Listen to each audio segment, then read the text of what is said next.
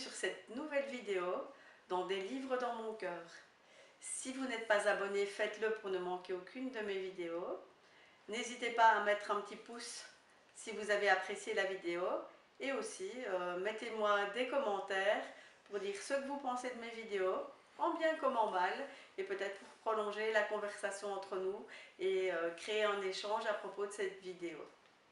Alors aujourd'hui, j'ai le plaisir de vous présenter le dernier Karen Ponte et que quelqu'un vous tende la main, paru chez Fleuve Éditions en avril 2022. Alors c'est la première fois que je vous fais une vidéo sur un roman de Karen Ponte, parce que jusqu'ici j'avais lu des choses un peu plus légères de sa part. C'était tous ces romans de Noël que j'ai lus. Et voilà, je pensais qu'elle faisait des choses légères comme ça.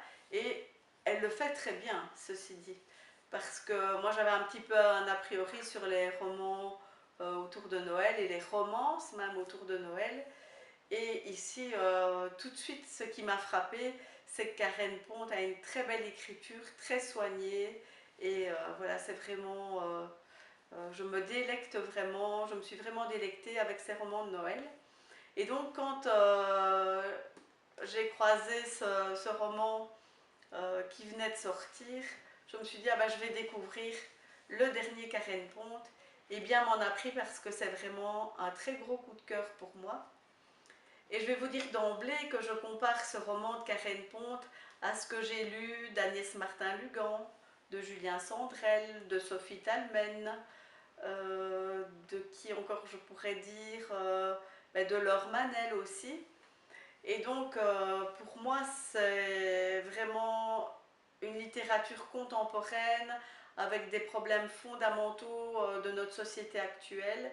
Et voilà, je trouve que c'est vraiment des romans qu'on ne peut pas qualifier de feel good parce que voilà, il y a des difficultés dans notre société actuelle qui sont très importantes et qui sont des difficultés auxquelles sont confrontées les héroïnes de ce roman en particulier. Alors je vais vous parler vraiment des personnages de ce roman. Il y a Valérie et Anna, qui sont deux jeunes femmes qui sont dans un centre thérapeutique qui est appelé le Jardin des Cybèles. Et donc, voilà, elles sont suivies par une thérapeute et elles sont là en thérapie résidentielle, hein, sur place. Et alors, ben voilà, un jour, elles se croisent au moment du repas et c'est Valérie qui décide de faire le premier pas vers Anna. Et Anna a l'habitude de résumer sa situation en une phrase et en général, ben, ça fait prendre à tout le monde la poudre d'escampette parce que les gens ne savent pas trop comment réagir face au traumatisme vécu par Anna. Et voilà, de manière surprenante, eh bien, Valérie, elle se pose et elle écoute Anna, elle s'intéresse à la situation d'Anna et elle ne prend pas la fuite. Et donc il y a un très beau lien qui se crée entre toutes les deux. Et voilà, ce lien, ben, parfois ces liens d'amitié, ça peut permettre aux gens aussi d'avancer. Et le chemin de Valérie et d'Anna va croiser celui de Charline, qui tient un salon de thé à proximité du Jardin des Cybèles. Et Charline, c'est une jeune femme pétillante, pleine d'enthousiasme, qui confectionne des pâtisseries dont elle élabore les recettes. Et voilà, en apparence, Charline, ben, elle va très bien. Et pourtant, et pourtant, et pourtant, il y a des choses qui vont faire que les trois femmes vont tisser des liens entre elles. Et je dirais, pour ne pas trop en dire, que finalement les difficultés, les traumatismes qu'elles ont vécus ben, tournent autour de la maternité et parfois dans des sens opposés. Et ça, je vais vous laisser un peu découvrir voilà, quel est leur vécu qui les amène à se rencontrer.